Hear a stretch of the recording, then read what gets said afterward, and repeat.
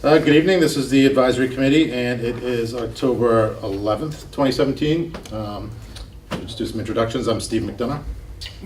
Arthur Franzek. Jim Tomaszewski. Pat Sneed.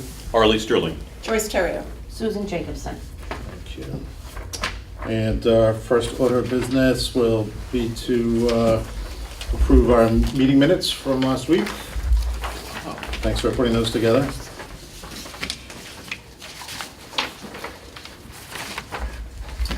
Joyce did get the minutes a little sooner than everyone else and made some changes.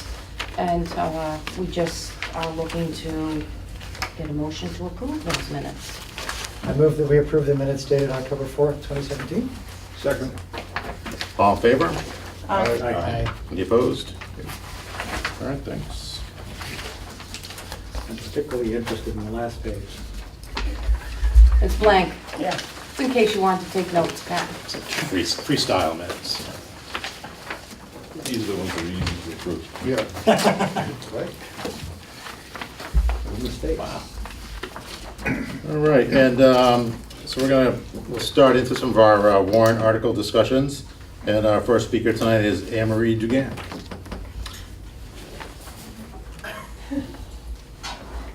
Hello.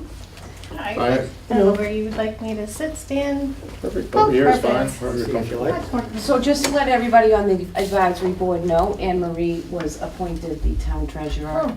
1 week ago upon Congratulations. Cheryl Kelly's retirement. So we're all gonna give Anne Marie a little bit of a break A little tonight. bit? Oh, thanks. So I'm new at this too, so. Okay, good. So you had questions, I think, on the two articles. If there's one, we can just do both of them, obviously. The first one, the single property tax bills, Which number is that? that's 59, chapter 59, section 57A. Oh, Arlie, the warrant hasn't been numbered yet, Ah, But that's, so but that's this one, right? Top of Yeah, page That's two. the explanation top of of page this. 2. Okay. And that's just an amendment from the Modernization Act, allowing, or letting the towns make small property bills that are less than $100 for one-time installment payments. So whether you get it the preliminary, they go out in June and they would be billed August 1st. And if there's an actual, they would just be the difference of that $100. So it would be less than 100, but one-time billing. And that's,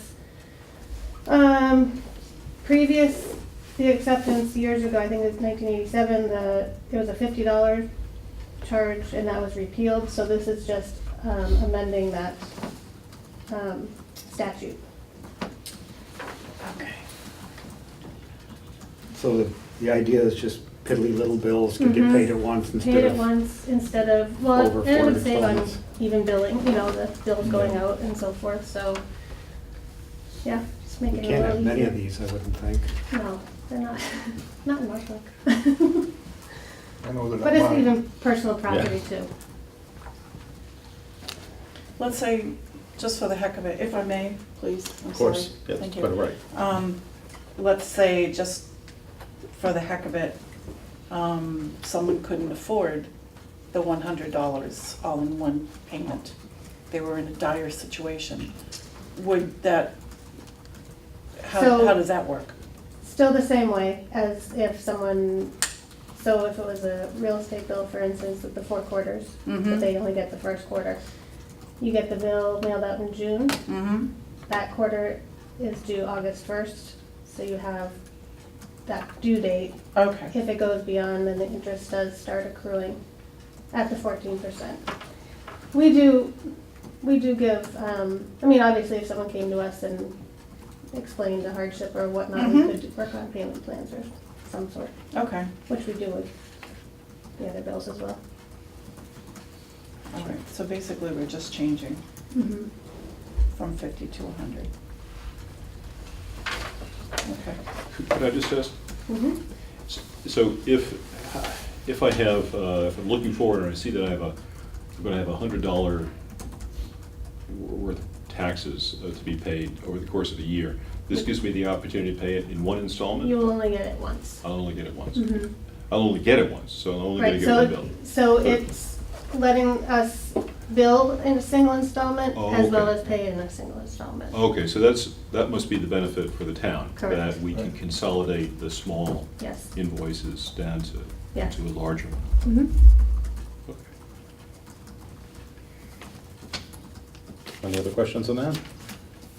No? All right, thank you.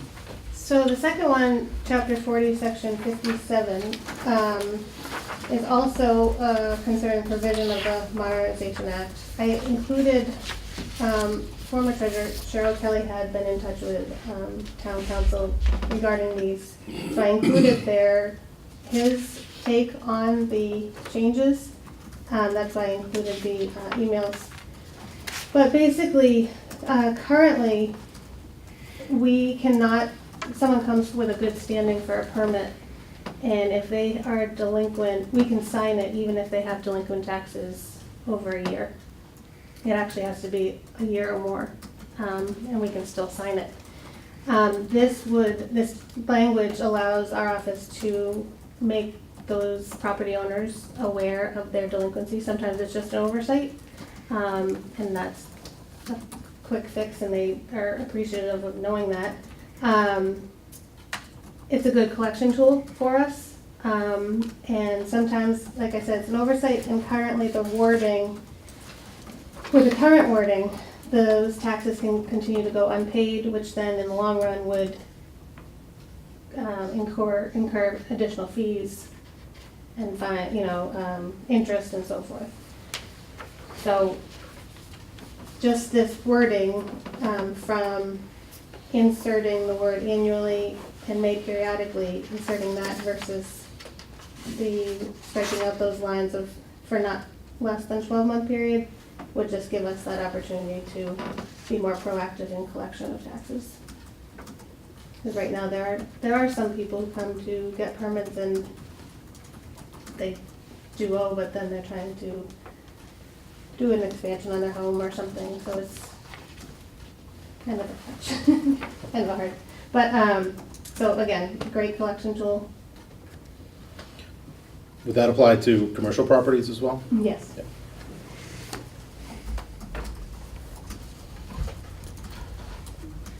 Is there any specified delay that is allowed then in lieu of the 1 year?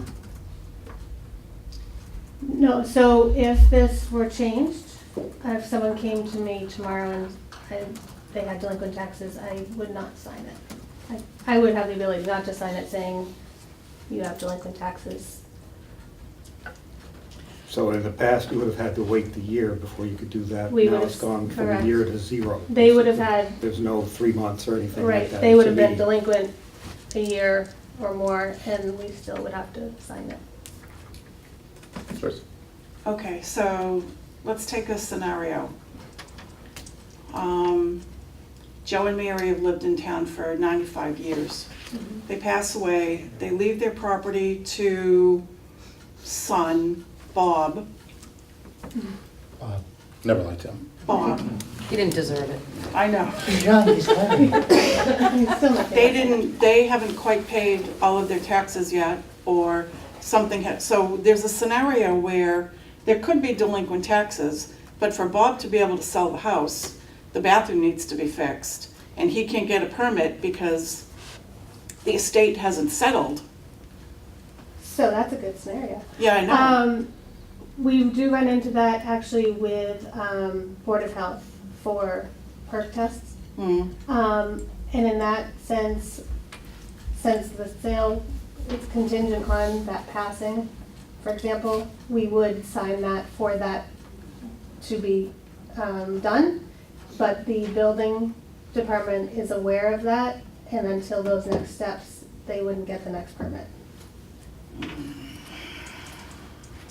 And also, that's a unique situation, which I do believe when buying and selling attorneys get involved, there's, if Bob, is that his name? Would he have to, if he bought it, I know there's other things outside of just the taxes being unpaid that would Right. have to be Yeah, I mean, the estate has to settle, but, you know, he could be working on the house to be able to get it ready to sell. It was given to him. Obviously, the estate is going to be obligated to take care of the taxes, but in the meantime, it's still his property. I'm not so sure that I like this, and the Municipal Modernization Act, I mean, it's got a lot of good things that I think towns should avail themselves of. For some reason, I don't like this one, Okay. but that's just me. So if we adopted this, then are there any other parts of the statute, or is there any vehicle where if something like that should happen, then that there can be an exception made, or some So, type of appeal process? I was just gonna say, I would probably refer to, our town council to be more specific. I think that,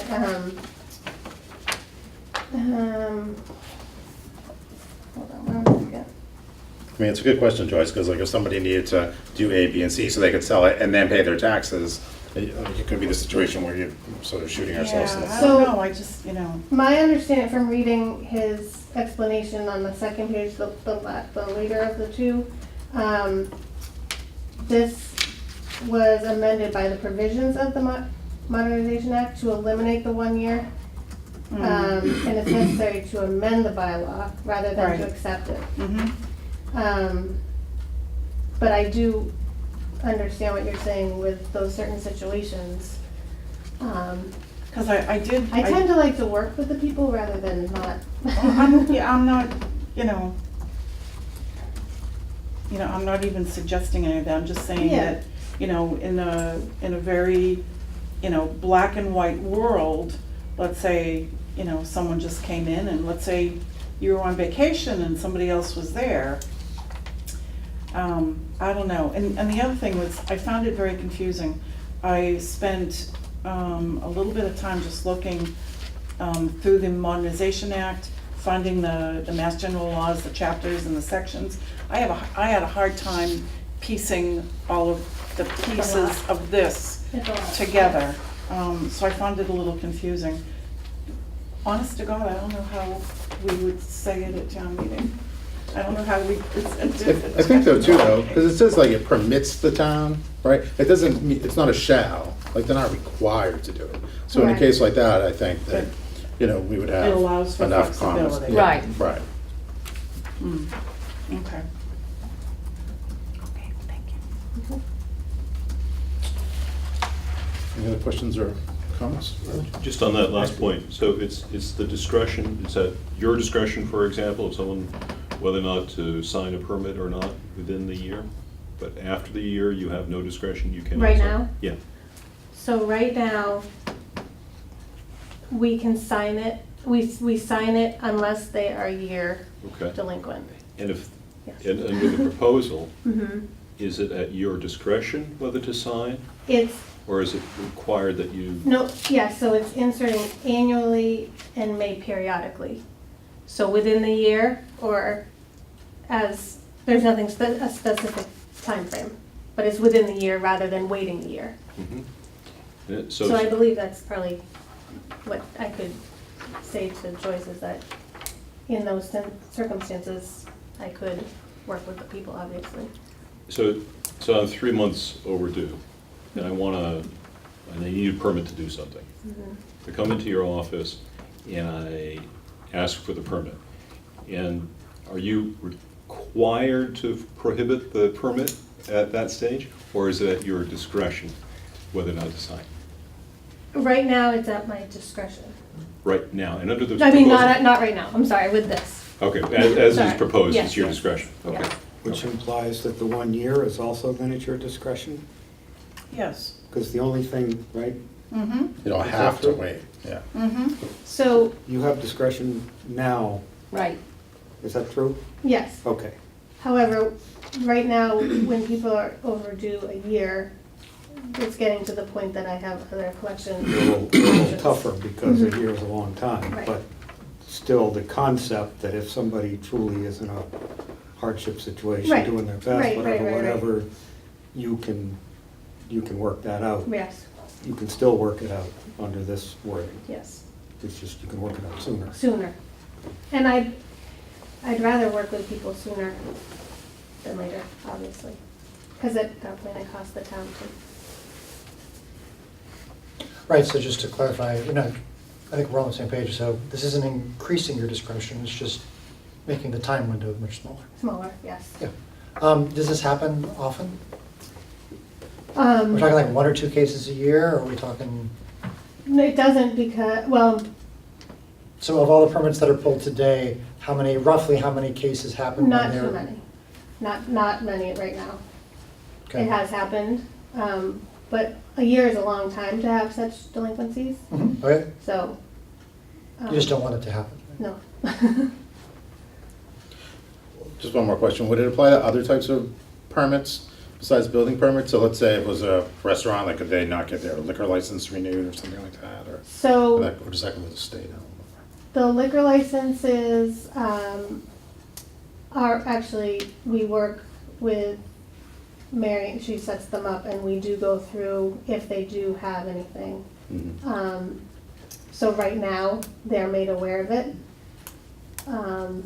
And usually they are caught up, Board of Health and Building right now. Thanks. One question, a more general question to Joyce's comments about the Municipal Modernization Act. Are there other things in the pipeline as a consequence of that the town is looking at? Is that something where you pick and choose what you do or don't do? No, I don't, no, when the statutes are written, they're pretty straightforward of what you can and can't. This, I think, is giving us the ability, as I said, to collect sooner than later. I don't mean Oh. this particular You mean in general? piece. I mean Oh, the act. there's a lot. Joyce was saying there was a lot of things in the act that you had If trouble. the town, right, So we have, like, is the Modernization Act basically like a menu that we can pick? We're gonna implement this, and we're gonna implement that, but we're not gonna implement these other 17 things? Is that? Yeah, I think Todd is probably a better person to So talk the to. Municipal Modernization Act allowed a lot of changes that you previously were not allowed to do. For instance, committees that have several board members can now have just one person assigned to sign off bills. But previous to that, you had to have all committee members. That is an option. You don't have to do it, but they're allowing you to do it.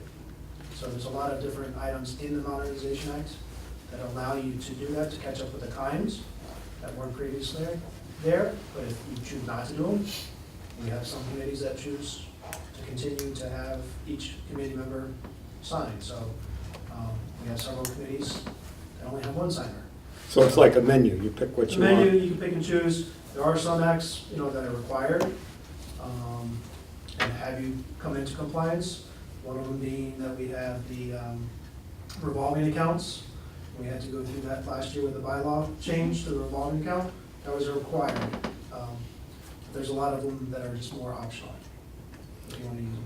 Is it reasonable to think that there will be more changes of this nature as a result of the act, that as we see what other towns are doing or whatever, or has the somebody act been is- through it and this is the only item of interest? For this particular department? That we- I mean of the act itself, all the other discretionary things that you're talking about. This, to my knowledge, is the first one we've encountered. Right, but most of them that the first one that you've encountered here for this, yes, like I just described to you, the committees, that's, again, an optional. So it's not required that you do it, it gives you the ability to do it. Which is my question. Can we expect that the town will be looking at this and probably be implementing further things We hope not. that are discretionary, or No, is we it hope just, not. it's just gonna lie there and I mean, this is the only apple we wanna pick off the tree? are there other Right, so, acts under the Modernization Act? yeah, so are there other that provisions? shows- There You could said- be, because I haven't gone through all of them. Okay. On an individual line item. These are the ones that are typically highlighted as the most,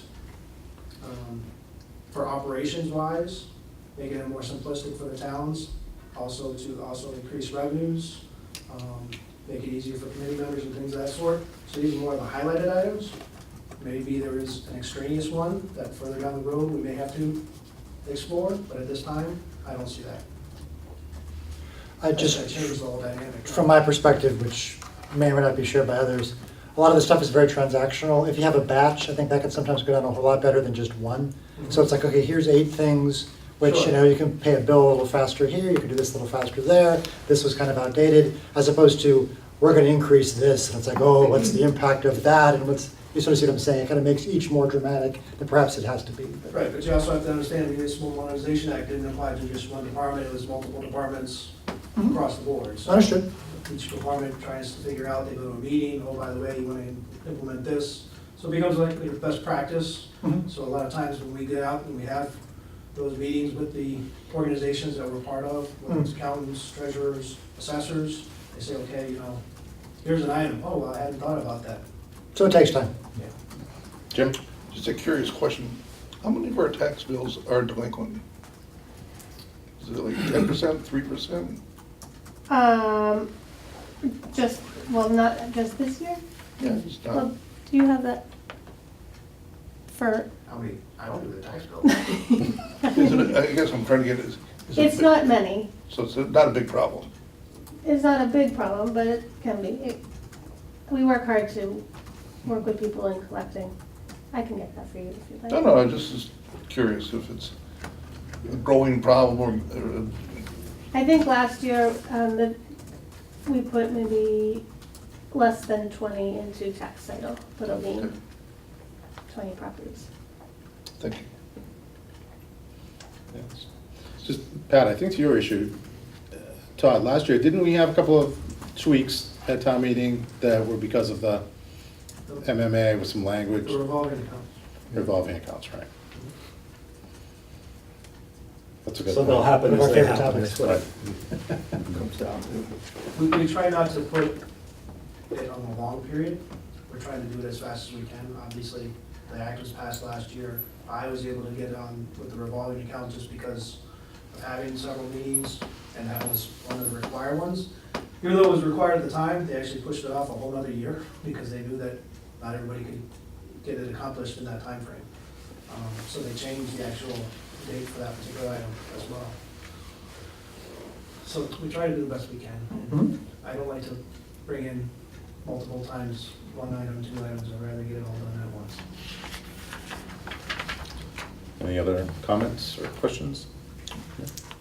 Thank you. Thank you. Thank you very much. Thank you. Carol, you wanted to wait till like 11? Was that what you said? All these. All right, Carol Green, our illustrious town clerk.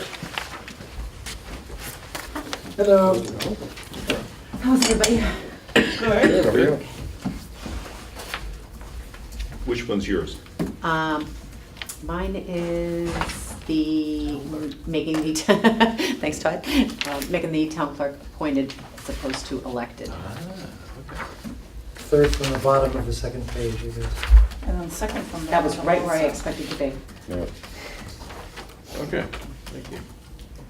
And I'm just here to answer any questions that any of you may have. So this is familiar. We, It is, this is Yeah. something that I brought forward. I know that, I understand that this is the 3rd time around with this being brought forward. Mhm. Once it failed at town meeting, once it passed at town meeting, and it failed at ballot. I think, there could be, multiple issues, with that. I mean, it could have failed at ballot because the town clerk was currently on that ballot, so it could have been confusing for people. I don't know that we've had a clerk in the past that was for this. So I fully support it, and I can, give you a whole lot of reasons why this is a good idea just for the town.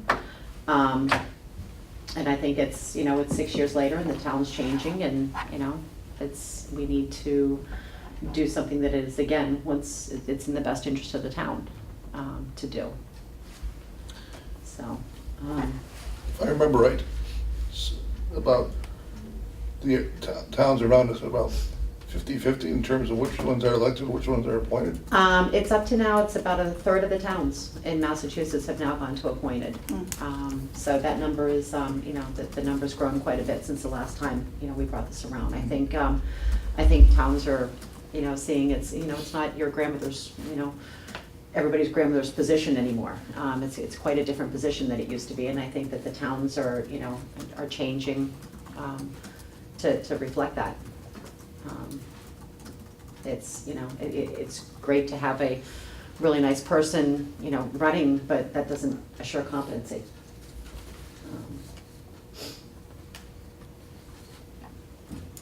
I can, Joyce?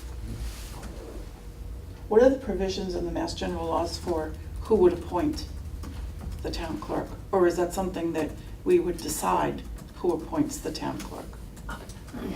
I don't know that there's in that Mass General law that makes it appointed, it doesn't specify. There's who- no- okay, who there's no- appoints it. okay. It would either be an appointment by the town administrator or by the Board of Selectmen. I think that's something that we could probably work out. Why wouldn't the moderator be involved in that? Why would the moderator be involved in that? Why wouldn't the moderator? The town clerk works with the moderator. Very, very, very small. Only Only for town meeting? Town meeting. And I don't really have much involvement with the town, with the moderator for it. The moderator runs town meeting. I take the minutes. That's it. I mean, 99% of my day is, you know, interacting with the people, you know, within town hall. So I would think that it would be, you know, again, either the Board of Selectmen or the town administrator. I thought last time it was the town administrator who was going to appoint it, if I remember. I'm not sure what. Last ballot measure, I thought. So if this is approved at town meeting, It still has to go to ballot. It would go into does. it would go into the May ballot, which Okay, is kind of and one of the reasons why I wanted to bring it Yeah. around now, so it's not a year in between. and at that point, would it be on the ballot as who would have been determined to appoint? No, At- it at would what be point- on the at ballot, what it would be point- on the ballot to make it appointed, not I know, but at what versus point- elected. I know, but at what point is someone designated to appoint? It's a lot of points in there. You guys understand your what I'm point is asking. well taken. I know, thank you. I mean, I think that Would the timing be of the election, the first time someone I can be would- I mean, elected? if you I would go think that into it would the go into the ballot. article, because the article for town meeting, once the article for a town meeting is approved, then the making it appointed, then that would go to ballot. So I think a town meeting would be the time to specify that, so that you'd So set up then the this would be- article So the motion would stating need to be changed in some way. to who's the appointing authority, Okay. correct? Okay. I would actually, yeah, I would do that then. Okay. Do you know what other towns do in that respect at all? I think it varies by the towns. It isn't something, that isn't really a question that comes up all that often. It's usually, you know, the appointed versus elected thing, not the appointing authority. I mean, I don't know, I can see both sides of it. I mean, I work with the town administrator's in the building daily. I work them daily, but the Board of Selectmen is also our governing body. So I can see either. I would say that that's probably up to, you know, you guys' discretion and what you felt, you know, was the best. I don't really, Who hires and fires department heads currently? Jack Hathaway. Jack. Okay. Town administrator. Town administrator? yeah, okay. I don't know, in my case, it's 7,000 voters. I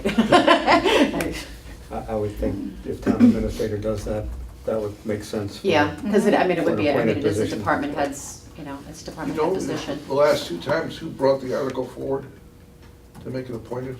I thought it was Board the of clerk. Selectmen. It was No, the Board of, no, she It was was the Board of against it. Selectmen.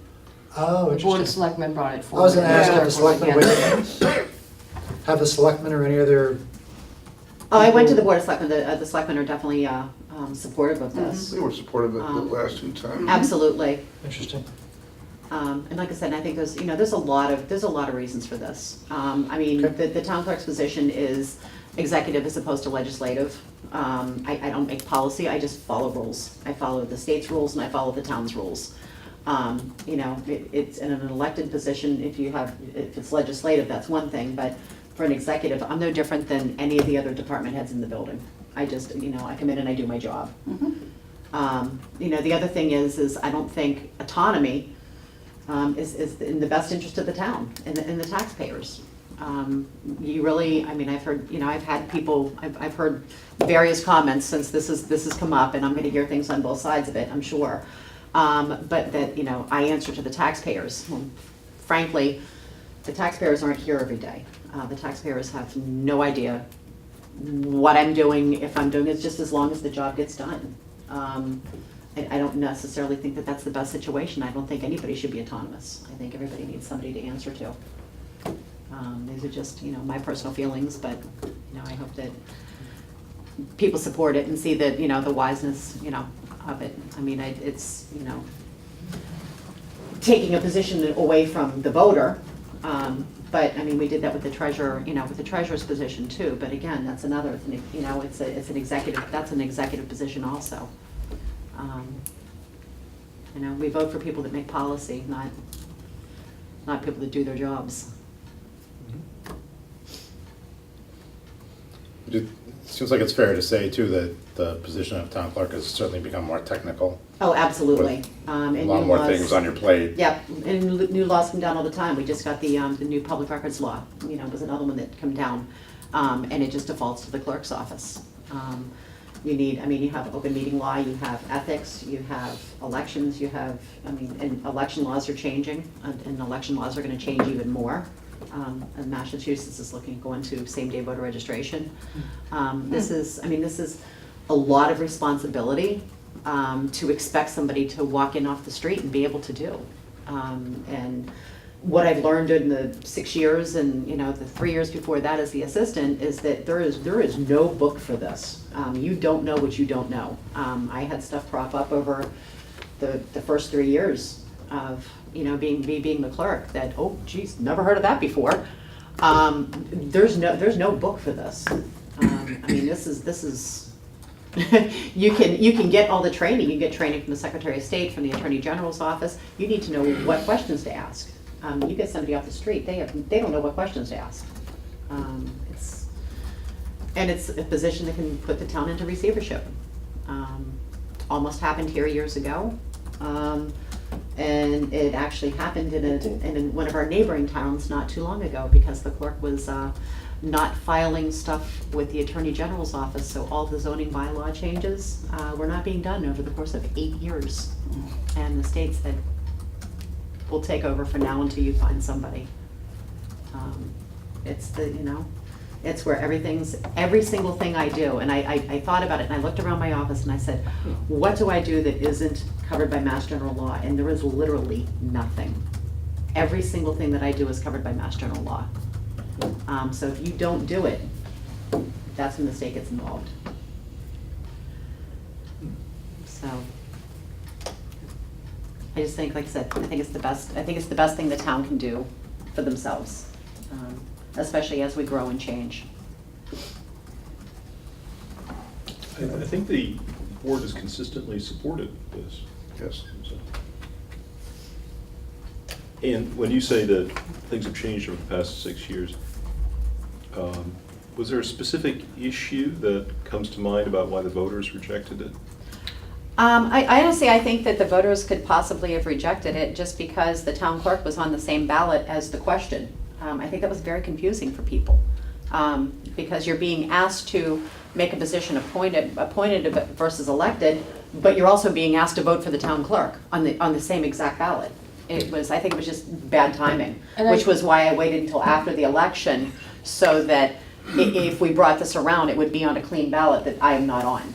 I think too, Arlie, that at that town meeting, the prior town clerk got up and spoke against it. She was not in favor She did. of the town making it an appointed position, so. I think some of the voters, if I remember that discussion, didn't want to give up the authority of electing the person.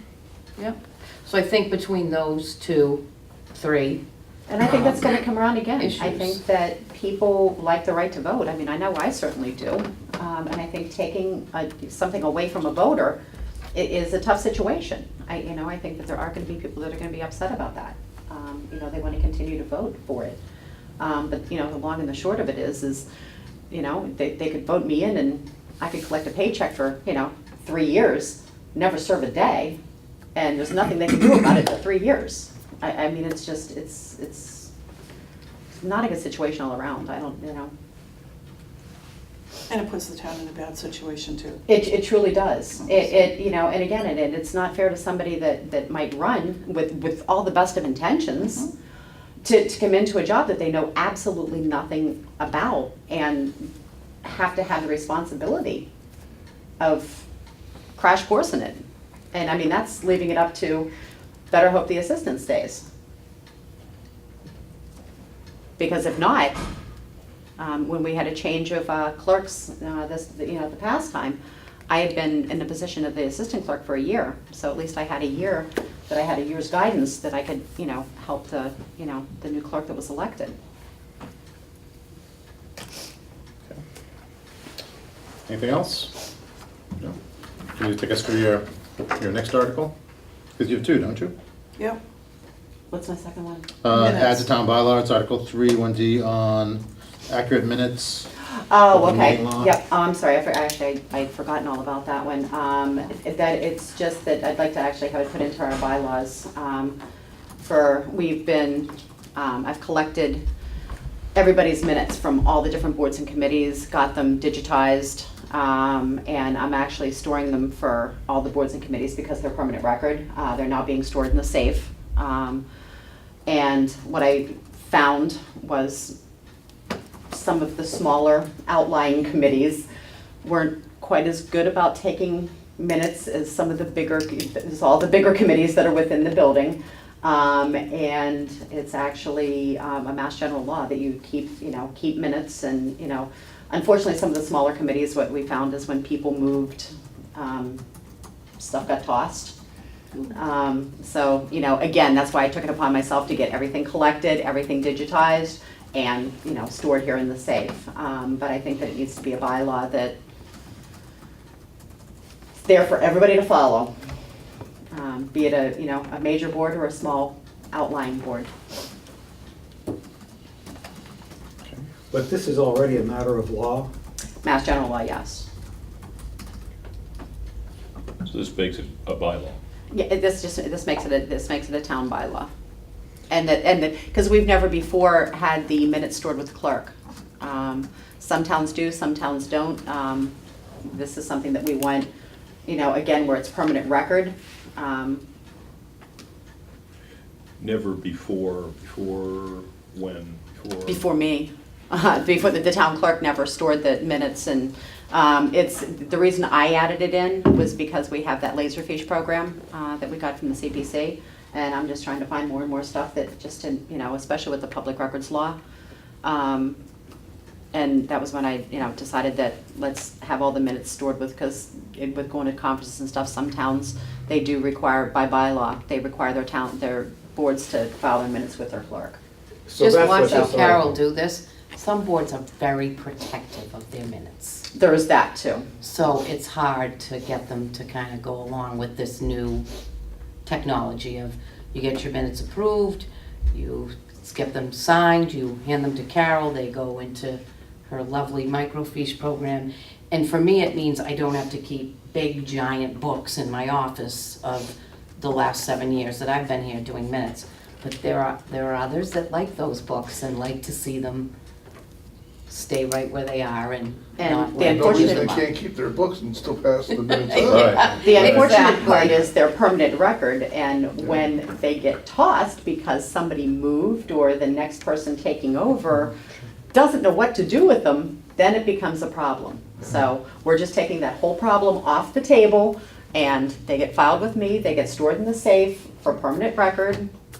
They get digitized, so now with the public records law, when somebody puts in a request looking for something that's in the minutes, now instead of us having to go to the board and, get that, we print it right out, we search it, we print it right out, we supply it to the person requesting it. The person requesting it is happy.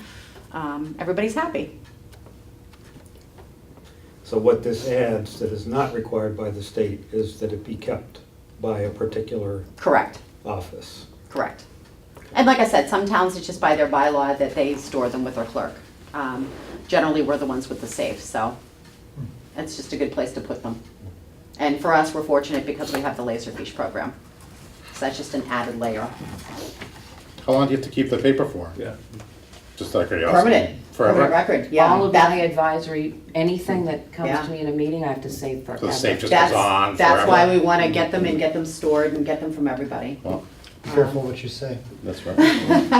It's there forever, Steve. Forever and ever. Forever and ever. It's like the Beyond and Bed Bath and Beyond. Is Exactly. adding the 3 successive meetings, is that new, or has that always been there? So they have to be to you within 3 successive meetings? That's actually new within That is the new. new open meeting law, all the open meeting law changes. Okay.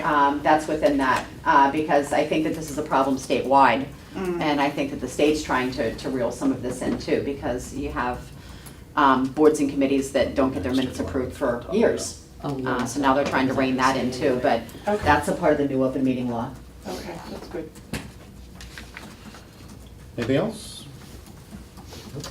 Thank you very much. Great, thank you. Thank you. Have a good night. Two. Unless anybody objects, I was thinking that we could have Mr. Lindmark present next, and then he needs his beauty sleep so then he could go, and Susan has to stay here till the end anyway. All right? I'm fine with that. So Todd is gonna speak to department transfers, the sheet that looks like this. Do you need one, Art? I think I might need one of those. Oh, I think I do. Wow. Mm-hmm. Isn't it really early to get transferred? And one, there you go. Everybody else is all set? Good. So in front of you is the transfers, and you just said it's really early for transfers. So a lot of this is putting some of the monies that were taken out of the budgets, because we had the KP budget, which I had to fund at a certain level. They were looking at about a 4.5% is what we kind of came up to as far as the budget. The actual number came in at about just under 4% for us on the assessment, so that's why we have about $129,200 that's coming back out of the KP budget. In addition- Our portion, right? Our portion, yeah. So with those monies, I had to pull monies out of the facilities maintenance department of $60,000. We're reinstituting half of that, or $30,000. Police department salaries, we pulled out the $29,450, reinstating that. Fire department expenses, $17,208, and that's comprised of 2 pieces. The $16,008 was the amount that we pulled out. You'll see there's $1,200 above. We're just doing a transfer from the fire department code violation. That'll go into our training department, but it's fire department expenses. And then the Norfolk Public Schools, getting back the monies, because again, they dropped to help us get to the balanced budget. And this will be reinstating the amount plus another $14,000, which gets that $42,000 to give them the 2 positions that they're looking to get. A couple other items, town administrator, providing an opportunity to be a liaison for the zoning committee meetings. That additional hours of time would be about 3,600. Town salaries, non-union. Currently, we have a bunch of people all throughout the year. There's different anniversary dates. So to try and systematize it, make it, just one day and everybody on a going forward basis, their anniversary dates would be moved to July 1. Moving that to July 1, actual cost, because, paying people a little bit faster than the anniversary would be about $7,000 in total. And then on a going forward basis, we wouldn't have to have this nightmare of trying to figure out when the person's anniversary is coming up and so forth, and forgetting to do it, and then having to reissue payrolls, and just 7/1, everybody knows going forward, not an issue. That brings us to the blue items that I haven't talked about in the snow and ice. The snow and ice is $50,000. Again, I know we're gonna have probably, especially since I'm seeing more and more reports about this being gonna be one of the snowiest winters, but you never know. There's So- acorns bought everywhere, them. we're in trouble. So looking at $50,000 going towards the snow and ice budget to help that out. The items in blue are kind of smaller items, but more capital, or a request initially from capital. Information technology, looking for some additional data storage and domain controllers. It's hardware equipment, $12,000.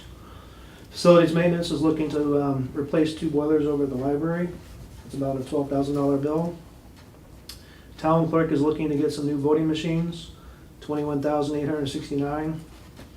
And then to replace the advisory board's gracious donation or transfer to the building department for the software would be the $30,875 difference. Total of $256,000. That $256 again comprised of $129,000 from the KP operating budget, $126 from certified free cash, and then $1,200 from the fire department code violation. So those would kind of offset. The stabilization fund, apparently just under $1.5 million, it's $1.45 million that we have in there. We transferred in $300,000 last year from the free cash that we got certified. Trying to keep on that trend to build up that savings account of ours. Like to get it up to $2 million, but I anticipate hopefully we do that over this year and next year possibly. If we do 250, that would bring us up to about $1,750,000 on the stabilization fund. And then hopefully next year can continue the trend that we've been doing to get us to the $2 million mark. As you may or may not be aware, we went through a new bond issue process where we had to provide all kinds of information to S&P 500, and they gave us a nice AA rating. So numbers came back in very good. When we went out to bid process for that, we actually got 9 bids for the bond. Very favorable, I thought, all the things considered. So I think, continuing to add to our free cash will help in that respect as well, to show us as being more stable, hence the term stabilization fund. Is that the magic to the $2 million? It's just a matter of making our credit. It becomes a good? percentage, so I asked the question for the S&P when I was going through the rating process, because they kind of said, well, you're at this rating. I'm like, well, how do you come up with the different characteristics of, how do you grade us? So they actually gave me their cheat sheet of how they grade us. A couple of items, obviously it's financials, dollars, where are you at? How much do you have in reserves? What does your cash flow look like? What is your annual audits? They're looking at all that financial information, and one of the factors is having a good sizable amount. Based on a budget basis, they look at 5 to 10%. And so we're meeting that threshold. Again, more you have, just an opportunity to have that savings. It's not to say that you just put it away and forget it. Obviously, if we need it down the road, we'd have to figure out. Once it does go in the stabilization fund, though, it does need to be voted at town meeting to be moved out. Just so be aware of that. And it's a 2/3 vote, I think, isn't it? Correct. Yeah. So there is an additional hiccup if we need to access that money. But it is, one thing we don't do right now that we are talking about and trying to figure out is OPEB. All the employee benefits that you kind of have to pay for, we pay into the retirement system annually. We do get a discount because we pay a lump sum early on. The number's not necessarily going down. We hope it's going to go down. We have individuals that are retiring at the higher rate, but the newer employees coming on are a much lower rate, so hopefully our exposure on a long-term basis starts to diminish based on those numbers that are going in, because they're actually paying more in themselves than previously. So we have that to look forward to. Any questions on the transfers, anything I can explain? Joyce? Just a couple of things. I'm not so sure that I like seeing the 30,000 advisory reserve in the blue. Sorry, again, it's more like capital items, because it was originally, the advisory board line was actually the building department line. Okay, But I just wanted to make sure that we were aware it was for the software. yes. But this is not how it's going to be presented at town. This No, is no, just no, for no, your no, I education. just, it's just All right. a question I asked, were we gonna see it back? So I'm Absolutely. just surprised that it was in the blue. But anyway, the, Well, it's the only way I did can you get it have, back to you. that's fine, okay. The voting machines, was there a thought process to take them out of the potential capital budget? Because on the warrant, voting machines was thought to be considered to be a capital Well, there's, item, so I see that we sort of bypassed that, moved it into the transfers. So does that mean it left you a little more money to So I haven't discussed capital items as of yet with Jack, to Okay, figure out where we're gonna be, because, so you guys are all aware. I'm exploring other options as well, leasing, things of that sort, to, give us, what are our options overall? Whether we bond, whether we lease, whether we use free cash to pay for these things. So I actually had conversation today with a leasing agent who's gonna be getting me a couple of different samples on some pieces of equipment for the fire department specifically. They have two items that are pressing for the fire department, the SCBA's, which is the self-contained breathing apparatus. It's about $300,000 for that. Another $200,000 for their duty truck, shift duty truck, which is got a bunch of hoses on it, all kinds of apparatus on it. So I'm trying to figure out, is it in our interest financially better to do a lease, go out, see what a bond might come back at for dollars amounts and so forth. These being some items, they're not huge ticket items. It was talked about, when we put out the request for capital items. Like I said, we have information technology, facilities for the boilers, and then the software that we talked about, and then the voting machines coming back in. Can I put them as a separate item for capital? Absolutely. Would it change how I'm getting that money? No, because it's still coming from free cash. Certainly can include it as a capital. I have just no wondered idea. if maybe it just gave you a little more breathing room. It doesn't, For, it's not gonna give me any more. Coming from the same bucket, It's but gonna come from it's the just- same. our view was here, now here, that's all, Okay. All right. that's all. But I'm just saying, so when I get more information, I'll be back probably to discuss the capitals in greater detail. I mean, this is not obviously locked in stone, this is just to give you an idea of what we're looking at. Yeah, that's fine, I And don't again, actually have a problem with it. no, but that's all right. So what I'm saying is, so transfers of X, capital items, Mm-hmm, whatever they are, whether it's, town clerk, fire department, police department, because there are gonna be, a couple of questions on whether we get another cruiser or two on the police department, I know that, anticipated, but it's the other items, the bigger ticket items that, trying to figure out, a better way to utilize our monies to get the assets in place. And doing the lease will require us to actually go to town meeting and get that lease voted on as well. So there's more hiccups involved. Jim? We've generated a lot of free cash the last few years. Has that been more from conservative estimates on the revenue side when we budget, or has it been on underspending? Combination of being conservative on the revenue, but also on the expense side, keeping expenses down as well. Budgets come in as far as the expenses, we've had close to $800,000 turned back in on the expense side. It's just, some of those items that would be turned back in is if the advisory board monies aren't used. Right. That would go back in. Salaries of $5,000, once you add up all the different departments, the expenses are a little bit lower than anticipated. For instance, somebody retires, you hire somebody else in, there's a differential in the salaries. Or you run a department at one person less for an entire year. So it's more on the managing the budget, expense budget, rather We than... also had the prison mitigation monies that came in. No, I'm trying to figure out on the revenue side. That's always been the, crapshoot in a sense. So, going back to that point on yours, and going back to the earlier discussion with respect to the Moody's and S&P and the little checklist, one of the checklists was forecasting, to say, okay, here's where we are today, what's it gonna look like 5 years, whether it's capital forecasting or revenue forecasting.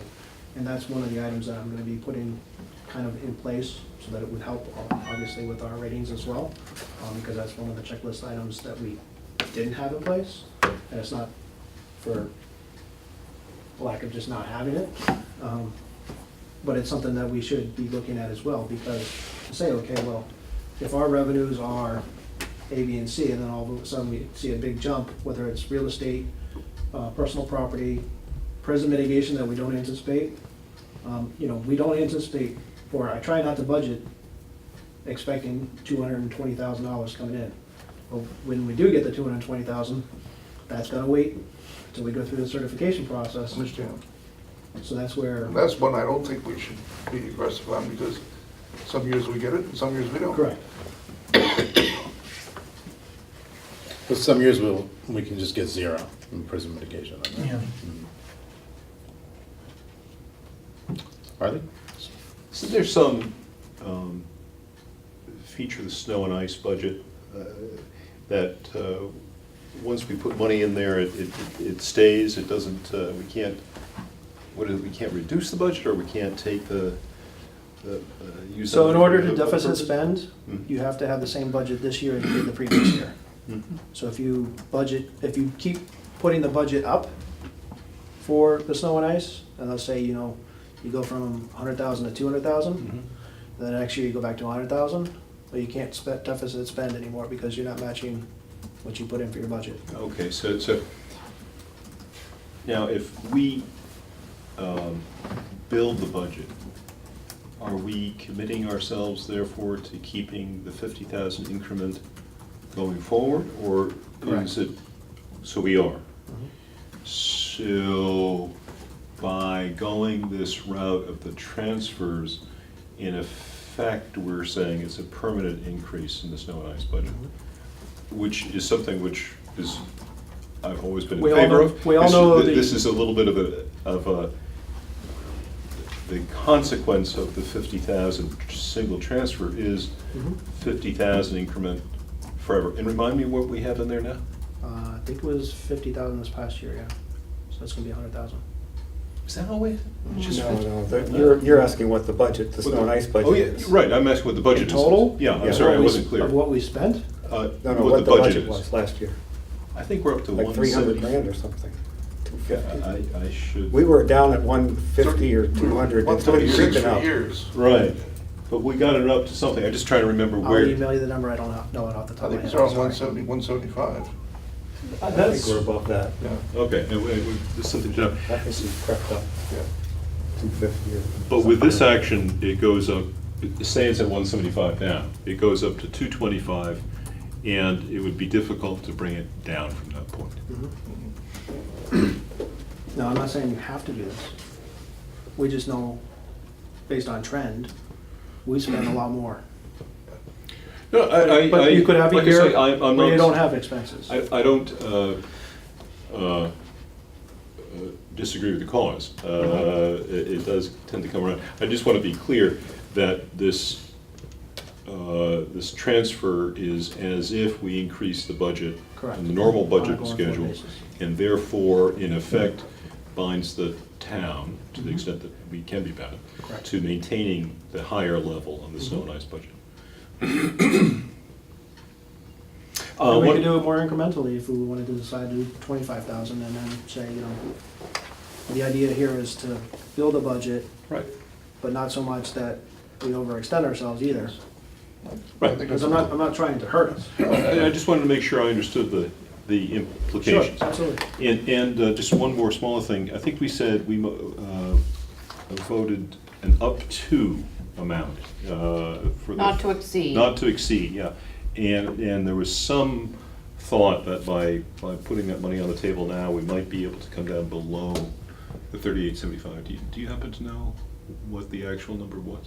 As far as I know, the contract was moving forward. I don't know if they've made any changes as far as, discussions with, because I know that Jonathan and Bob were Right. talking. I don't know, Right. I'm not privileged to So that that would, information. that would be revised based on the actual number. Well, no, because the amount that's transferred from your budget to the IT was 30,875. Now, I'm just making you guys whole with this transfer. Okay.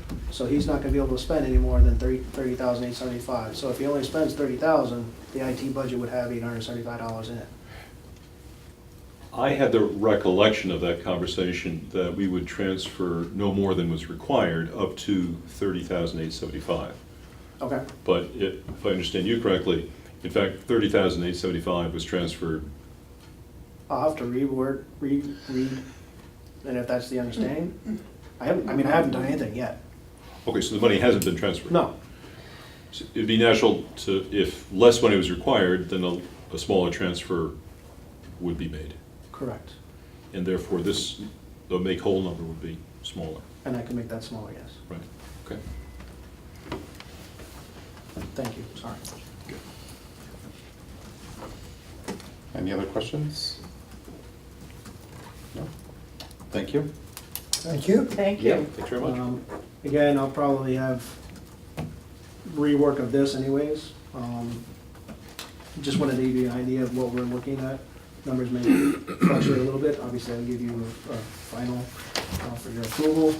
And I'll probably, like I said, have discussions with Jack on the capital items. So we might move some of these items over to that capital listing, so that'd be in that capital article instead of the transfer article. Again, it doesn't make half a dozen one, six of another. It's coming from free cash to make those. And then as far as the leasing stuff, once I have more information, I can certainly share with you guys, keep you informed. Okay. Question? One more question? And it just kills me to see that we're taking this 129,000 from KP. We're But KP the to- 129,000, Yeah, I think I know the background. all right. Are KP capital requests also, must they also be approved by 2 of the 3 towns? So if KP comes to the town and says, we'd like you to fund a certain amount of capital, as they have in the past, right? Mhm. I'm not familiar with that, so I couldn't give you a good answer. I'm sorry. I think that was the case when they had the artificial turf field Right. approved. All 3 towns had to approve it, I think. All three towns? Oh, Yeah. that's right. That required all 3 towns, but that was not funding additional money. Right, think. that's right, that was what we had a debate, so it's a little different character. You see where I'm going with this, I mean, if 129,000, suppose now they decide they need a couple of new footballs or something. Football helmet. But they won't. I mean, Football gets everything. That's a consequence of the town's Gotcha, but they can budget, come right? back So with a there's no way capital, we can, but they can come back with a capital request. They've done that. yes, Right. like for that sewage problem a few Something, years yeah. ago, right? There's 400 grand and the town's, Right, we anteed up, and I'm just, so there's nothing subtle about this. It's a shame that the KP budget didn't meet the 4.5% target that Sure. we had, the town had budgeted for. Mhm. And I'm just trying to say, well, is it possible we could in effect turn some of this money around if KP asked for a capital request? And we could only do that, I think, if we had at least 2 out of 3 towns supporting the capital request. We can't do it unilaterally. I don't I think think not it's sure. all 3. Takes all 3. I think so. Yeah, okay. The turf field was all 3. I don't know that that Right. would be different than material, in any material way. Okay, well, I can't speak to you intelligently on that. I'd have to find out for you. yeah. I know that the Like I budget say, itself is 2/3, Right, 2 of the 3 towns, but actually, when you're incurring debt, right.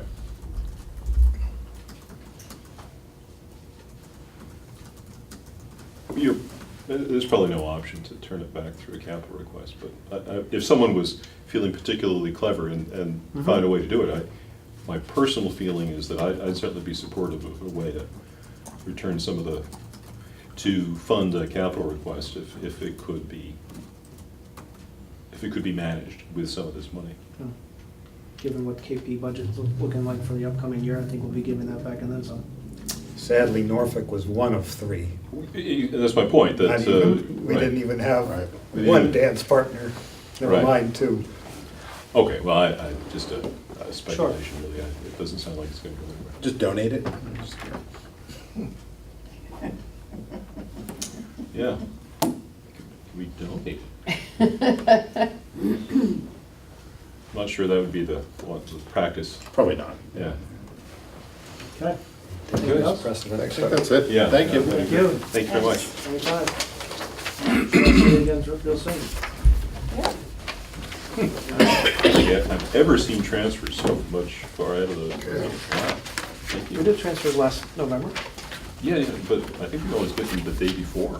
Like, Oh, you mean literally. early for, Yeah, right, exactly. Normally, we're okay. voting on these things in the half hour that's the before. trend, I actually like to get things done. Yeah, wow, It's good. great, Okay, thank have a you. great night.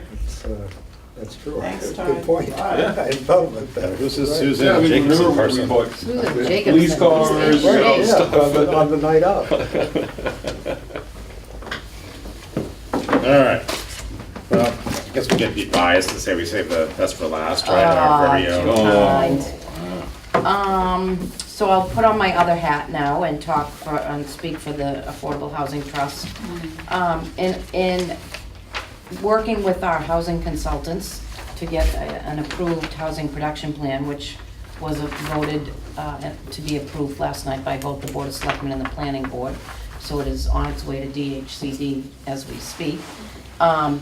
One of the options that they felt might be a beneficial option to offer is currently we have a bylaw where any development that goes in town that is 10 homes or more, for every 10 homes, they're required to build one affordable.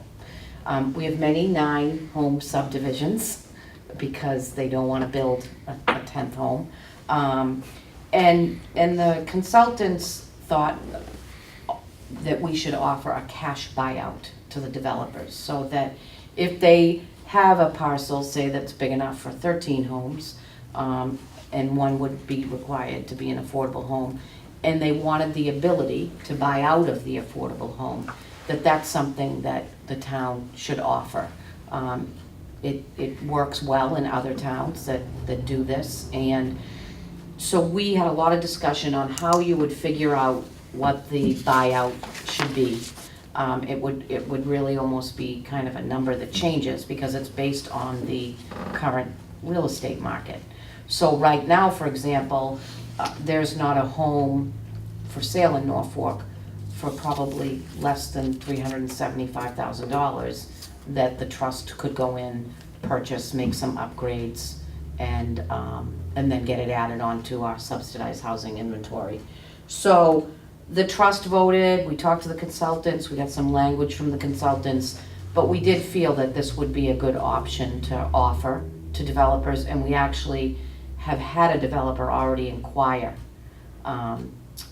prior to there really being any talk about this to see if there's an option like this. Don't we currently offer the developer, because I thought this happened with the, over by Gumps, that I think it was the Fox Run or whatever subdivision. To build off-site. Right, I think they put like 3 or something like that. So we did, and what happened with that one was, because they were allowed to build off-site, we had to get something in the deal. So instead of 4 homes, we got 5. We had a parcel down on Merrill Lake Oh, yes, I remember that the that. town owned that was taken in tax title. So, because they were given the land to go off-site, we had to get something in lieu of. So that's something that we've added, and we've had inquiry into that as well. So that still remains. That does still remain. This is just another avenue, another way to get some more, interest in developers maybe not holding back on that one unit and having an option to provide a dollar amount to the town so that we can then go out and take on that purchasing of a home and adding it to the SHI. But, there are things that we have to do to that home as well to make sure that it's really worry-free, maintenance-free for 5 years. So it's not simply the cost of the home that the developer would have to pay. They'd have to kick in for some anticipated expenses that would go along with buying a home in that price range. So if you had a developer who had a piece of property that he could put in 100 homes, and let's say he chose that he didn't particularly care to want to do affordable. So he So if you would, want to give us $4 million to go buy, well, but 10 homes? that's what it comes down to. If he absolutely. doesn't want to put in the lesser grade in his property that he's developing, Yep. is this discretionary for you guys? Can we say Or- yes or no? Yeah, Absolutely, absolutely. okay. The groups that I've talked to as well say that they find it beneficial in some other ways. You know, if you take the Pulte development, for example, you know, those homes sold for $600,000 to $700,000. The affordable family living on a, you know, an income of, say they have 2 children, of $65,000 a year, I'm just throwing close numbers out there. They're not really sure they want to live in the, they're thrilled to have a home, and it's wonderful, but their children are going to school and are with other children whose families are able to afford $600,000 and $700,000 homes. They're in a completely different Yeah. socio-economic, you know, place. Now, they've also shown that we should not take people that all earn the same income levels and put them, you know, cluster them together, because along with that comes a stigma. Yes. But many of them are happy to not be known as the affordable home in town. Well, let me ask another question. Let's say we did have a developer absolutely didn't want to put affordable into his development. Says, yeah, fine, I'll give you $4 million. What's the onus on you guys? Because you now have to provide 10 homes. Where are you gonna find 10 homes that you're gonna be able to afford in Norfolk? Or maybe it's not But- 4 million, maybe it's more, because we might have to pay more for the homes. You know, that's, Right, You- but you're- but it's now going to be your responsibility to have to find 10 homes to purchase rehab for the families that need them. yeah, it really depends on where you are in the level of how much you're gonna spend. Okay. If it, you know, so maybe you say, listen, 10 homes is a lot for me to go out and buy and sell in a Right. lottery. I need homes that are in a little bit better shape. You know what I mean? It's a negotiating tool, and so maybe it's not 4 million, maybe it's 400, you know, maybe it's 4.5 million, or maybe it's 5 million to buy out of that. You just don't know. Could you tell the developer that you have to put 10, you have to put 5 in Yes, there, I mean, and this you by can- no and you can means pay- means, And you can give us money for 5 more. right. This is just another tool, another option for the town to have in order to, you know, be able to negotiate with the developers to get some more.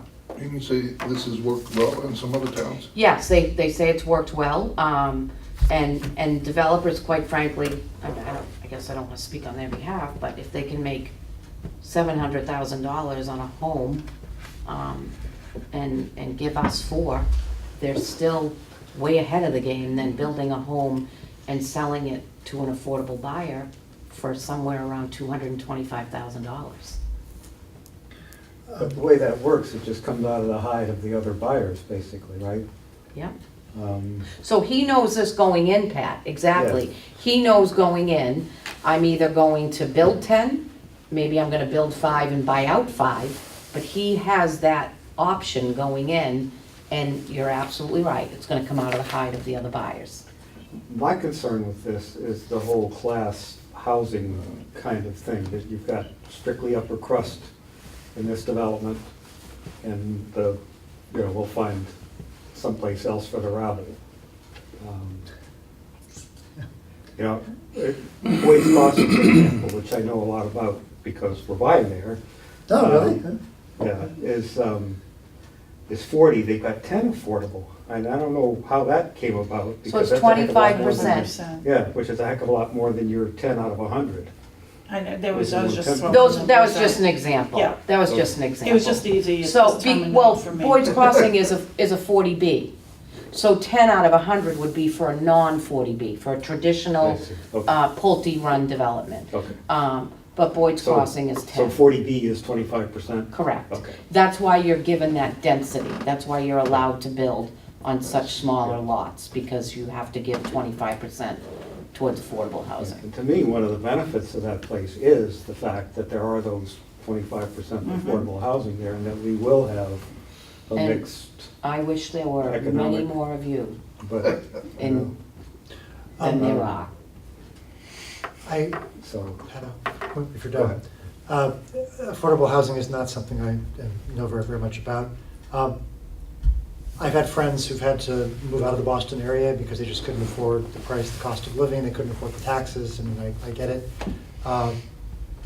One thing I was curious about is, so if you have a development where, let's say all the homes are going for $600,000, and then affordable housing cuts that in half or less, let's say, so someone can make an initial purchase price of, let's just say $300,000. Mhm. How is the property assessed for taxes? It's the purchase price. So it's not the assessed price, it's just the It's the purchase purchase price in price. perpetuity. So, I mean, on the one hand, yes, someone can afford something that they couldn't before. On the other hand, that's also less tax revenue to us. Mhm.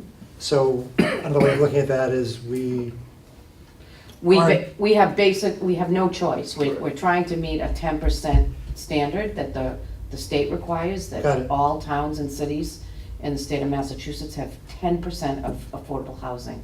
It's mixed, it's low-income housing, it's senior housing, it's moderate-income housing. Mhm. It's the local initiative program housing that I run. So you're right, it is, Interesting. but we're required to get to that 10%. Now, in a large, but net, it works out because the cost of the other houses cover the loss of cost of the affordables.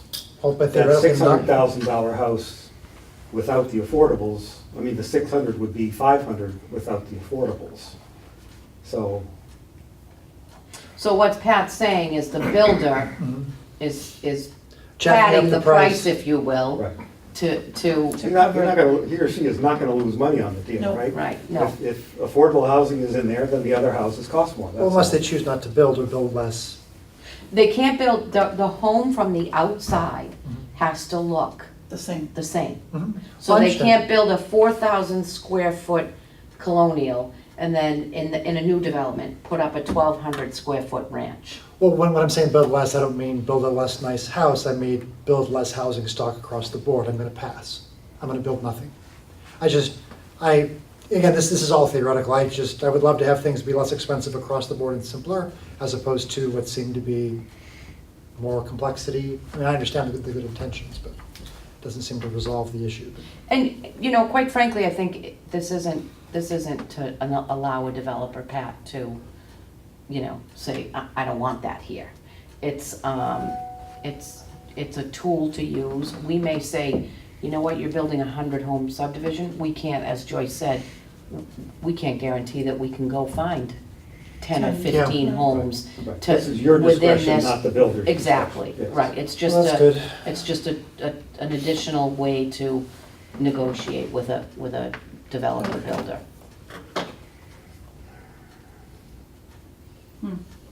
The other nice thing about having it built, when it's built, is that you could take years with your $5 million going out and find 10 more affordable houses. Right, so Whereas that's if what you're you would in have to, development- the trust would have to collectively sit down and say, can we accomplish?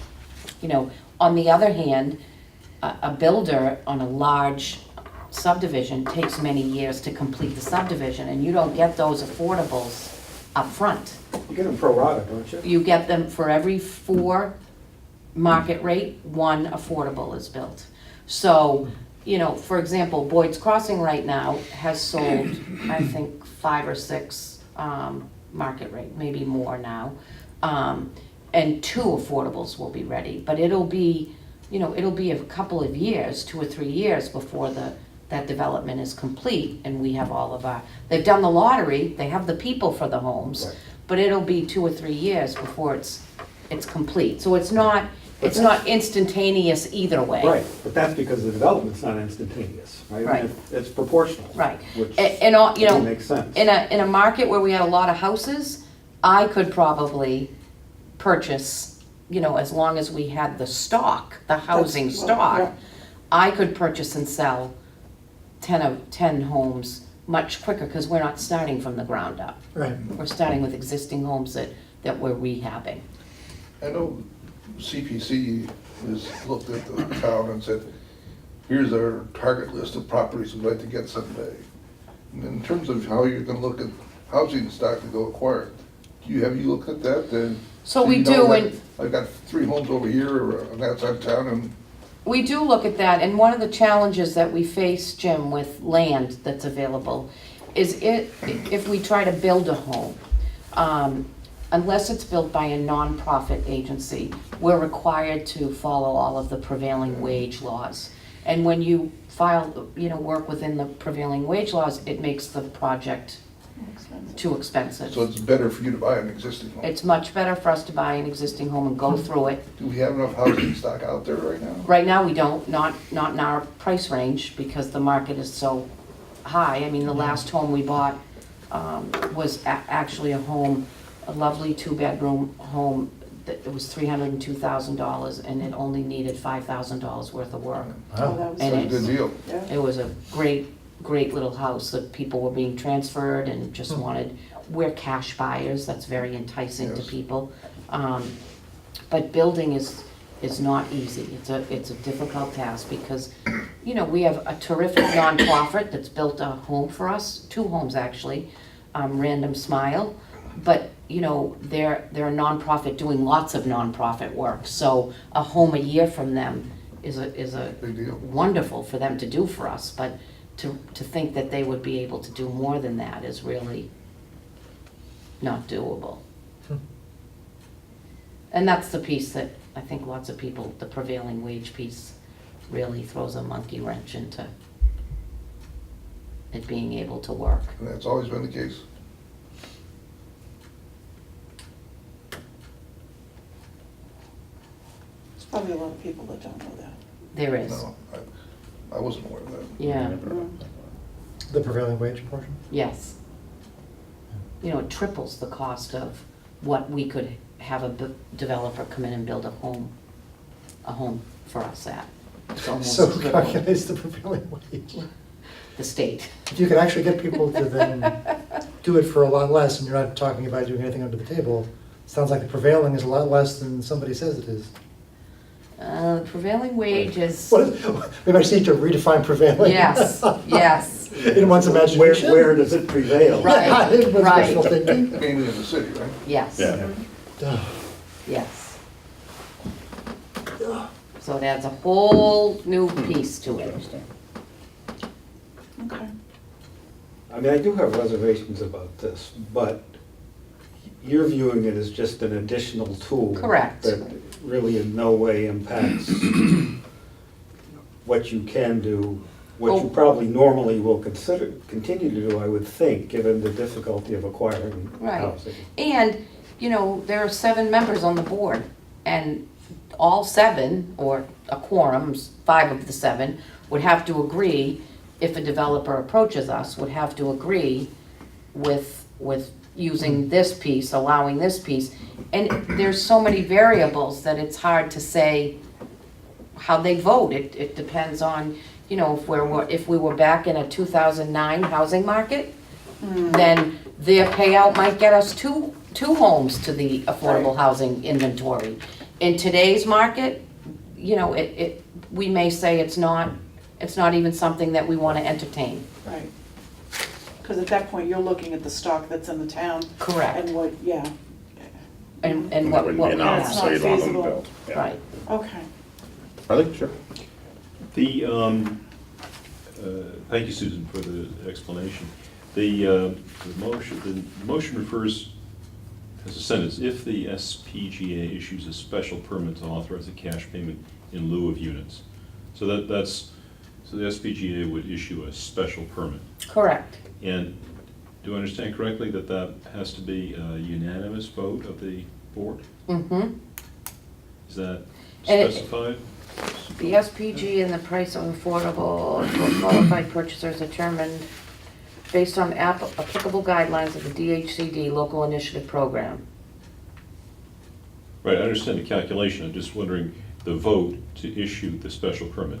The Board of Trustees of the Norfolk Municipal Housing Trust votes to accept said contributions. I don't see where it says that it would have to be unanimous. I believe I guess I just it would understood that have to from your be description. a quorum. So 5 of the 7 members would have to agree to allow this to a particular developer. Not 4 out of 7. 4 out of 7, I'm sorry, not 5. A quorum. Okay. This is not intended to sound critical, but my question is the capacity of the SPGA to handle the numerous issues that must be on the table. The notion of you build one affordable for every 4 you put in, or whatever, for every 10, that's appealingly simple. The unfortunate consequence is that you sometimes, I guess, get people not building as much as they could. Now you introduce the notion of in effect, bargaining for the right to make a cash payout. And then you introduce the notion of the SPGA spending the cash. That suddenly, and not inconceivably, there's a lot of money that could get into the pot. Has the SPGA got much experience in these kind of situations? So I don't, I'm not 100% sure how much experience they have. I don't think the developers are gonna be banging down the door to do this, to take advantage of this. I think it may happen occasionally, but we're looking for ways to continue to add to our housing inventory. Right. Creative ways. And so having never done this before, I'm not sure that I can answer that question. I haven't had involvement with the people that set this up. So it would be a new venture for the Affordable Housing Trust, but, we had, we were a new venture when we started, and we've added 19 homes, so I think it's something we'd have to work through is probably the best way to answer that. And currently, the only funding mechanism for the SPGA is the annual contributions from the town. And from the sales from the homes that we've sold. And then the turnover of the Right, stock. so that we lose money with each home, but whatever the sale is of that home comes back to the trust. So it's not So our inconceivable that this new cash flow could be larger than either of the 2 existing cash flows. Right, and CPC has been tremendously supportive of the trust, and they've given us significant amounts of money over the last few years. But the CPC amount was cut in half. We were initially collecting 3% from taxpayers going into the CPC fund. It got cut to 1.5% a few years I back. thought it was 2%.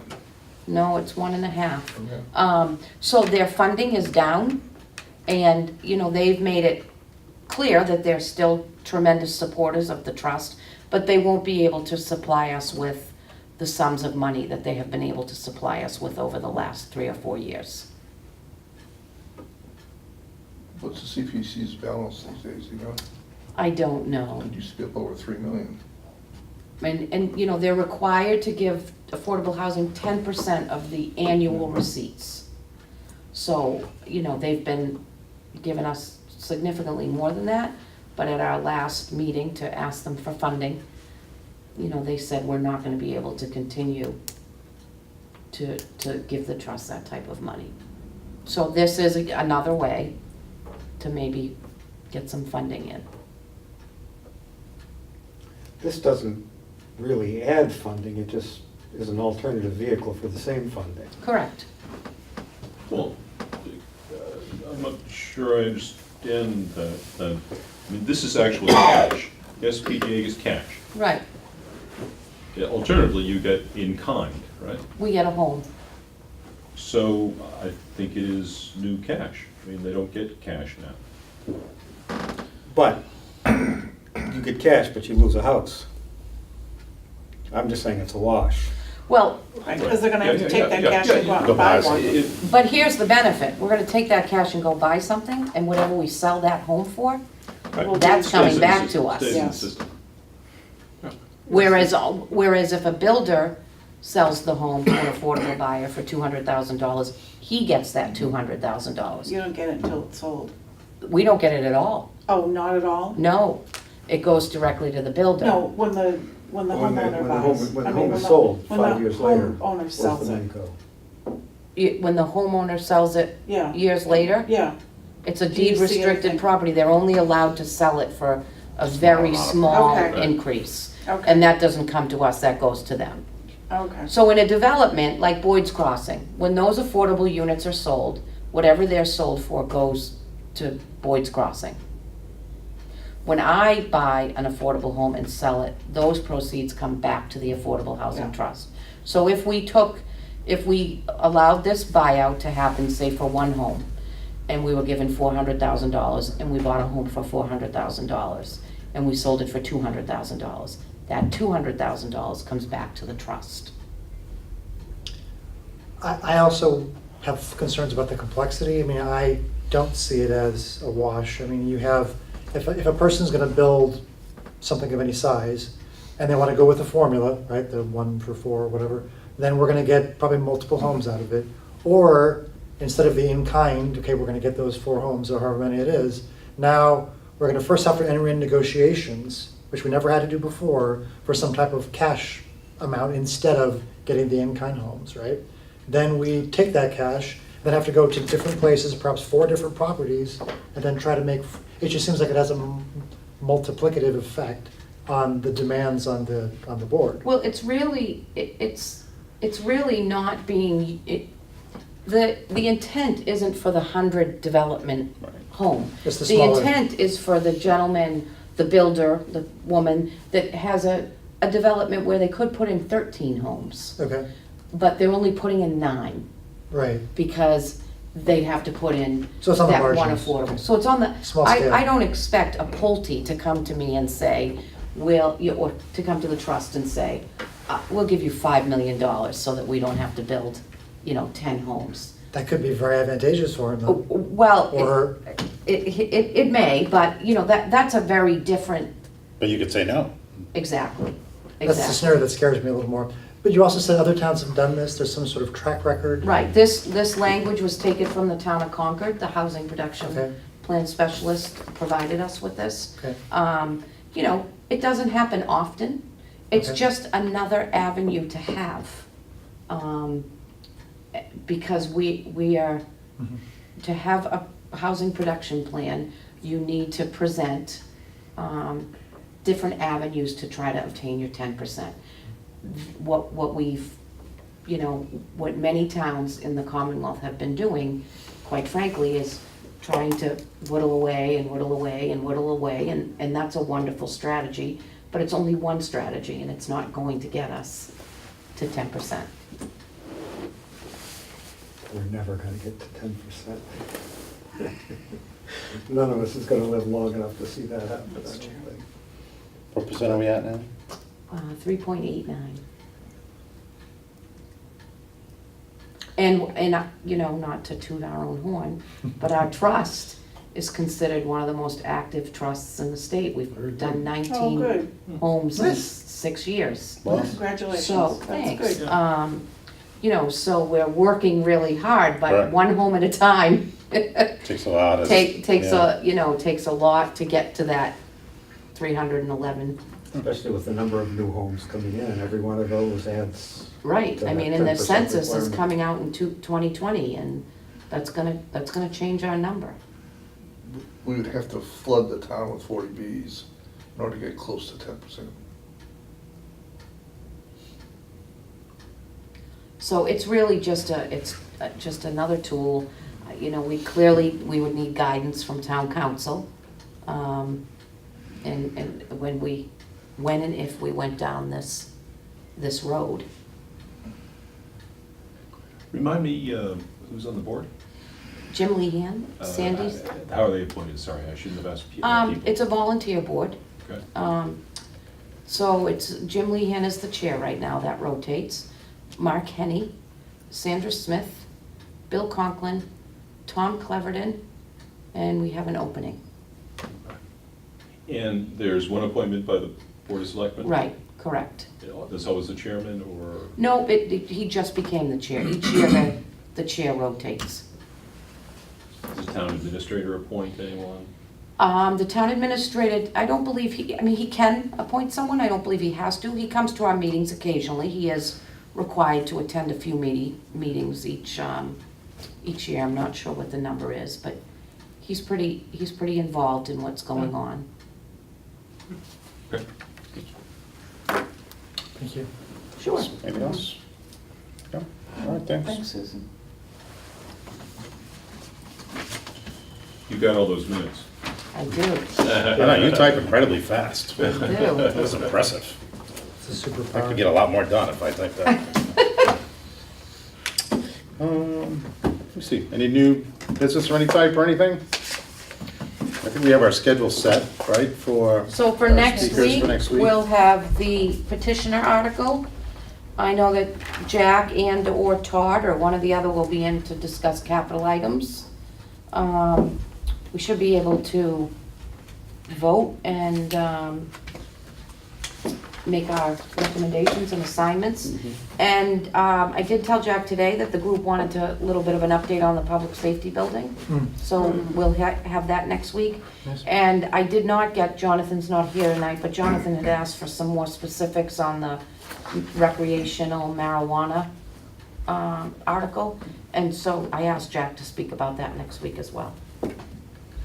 So capital, public safety building, marijuana, and then Petitioner article. petitioner article. So do you want the petitioners in first, so that we kind of then have the rest of the meeting to, Seems like a good idea. Jack behind the Okay. back. so I'll invite them for, Not that part. I'll invite them for 7. For then. 7, that'd be great, thanks. All right. All right, and then maybe we could do some And voting. that's a stretch code thing. It is, it's the stretch code. Ah, Was that We're getting used to it. years ago? So the plan is to do all the voting next week, or we could go? If we can. Unless you want to tackle some tonight, that's up to you. I mean, I guess you could tackle maybe the articles that you heard from tonight. Well, I'm okay. Won't hurt. well, All right, I'm happy to move, if you're taking motions. absolutely, go ahead. I Thank you. move that we vote and support the article to make the town clerk a appointed rather than elected position. Okay, is there a second? Second. Any discussion? No? And there's on that. Right. For all the good reasons we Yeah, that's, had in the past. all right, Yeah. I guess we already discussed. Just copy those and paste them in the minutes. Mm-hmm. All right, so the motion is to make the town clerk position an appointed position as opposed to being elected. All in favor? Aye. Aye. And that was unanimous. Should we do the housing There article? was that open I law. was gonna The move the open meeting record law. keeping. Oh, the record keeping, the other Yeah. town Yeah. clerk one? Seconded. So the motion is to approve the second article from our town clerk, which is relative to record keeping and having all the various boards have to submit their records to the town clerk within their 3 meetings. It was, right? So, all in favor? Aye. Aye. Who seconded, please? I did. I think I forgot to ask if there was discussion on that, but I think we were good. I think the other change is that they're filed with the town clerk, right? Isn't that what we learned? Right. Right. That's so the that's fine. designated. Yes, As filed with opposed to the town them- clerk within 3 successive meetings. And Mhm. certainly it makes sense if they're Seems to permanent make records, sense. that we ought to have our professional town clerk. That's Yeah. right. It is great. Are we good on the 2 town treasurer articles? Oh, the transfers? No, I'm and the sorry. ones Anne Marie spoke about? Municipal right. On the, Modernization Act, we got those 2 articles. Right, Right. yeah, I think we could probably get through those, right? Okay. I move to approve the first of the 2 town treasurer articles relating to unpaid taxes of under $100. Second. Any discussion? So just because, this is not unpaid taxes, right? It is the second that it Right, deals with sorry, unpaid. that's right, these are the small Small ones, ones, not yeah, unpaid. This Right. allows the town to Yes, yes. consolidate small bills into one big bill up to $100. Right. Right. All right, Any other discussion on that? No? All in favor of voting to approve that article as written, say aye. Aye. Any opposed? And I move to approve the article following that, which is the one I was mixing up in this one.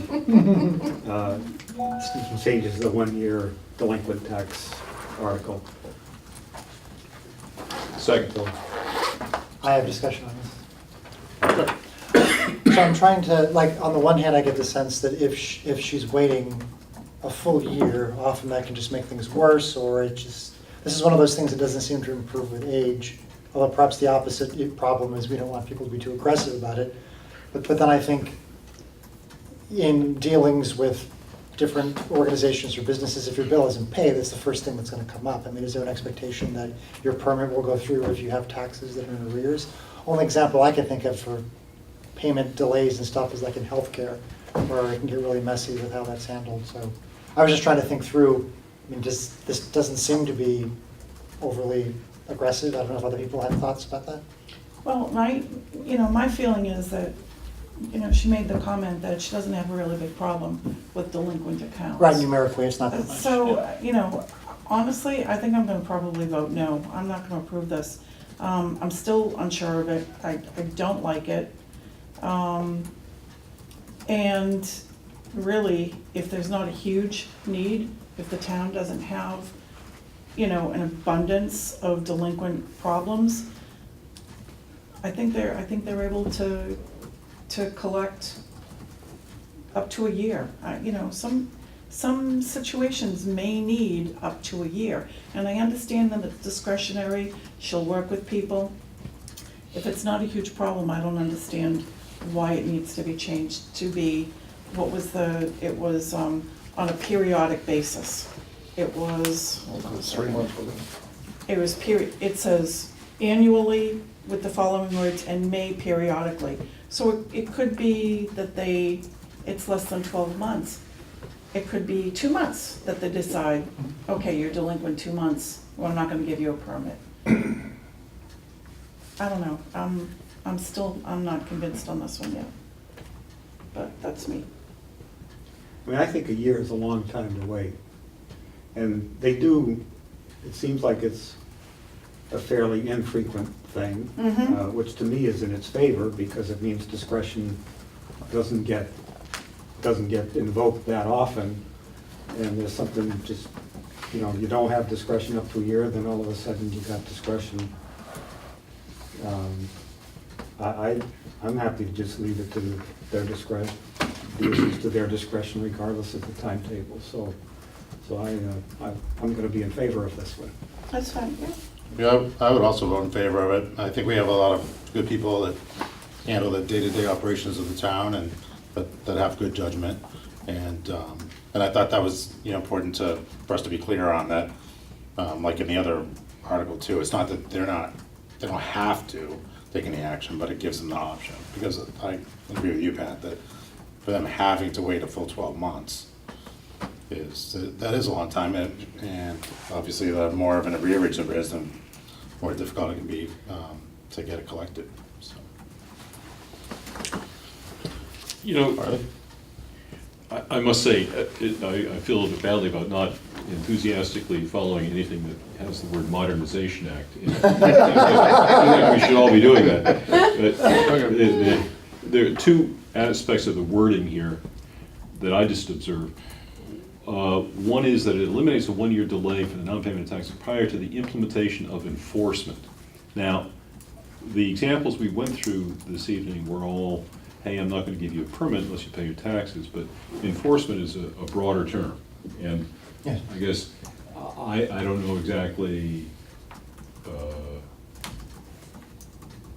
what the scope of enforcement is. It seems like it could be broader than what we discussed earlier. And so I guess maybe I have some more questions about this.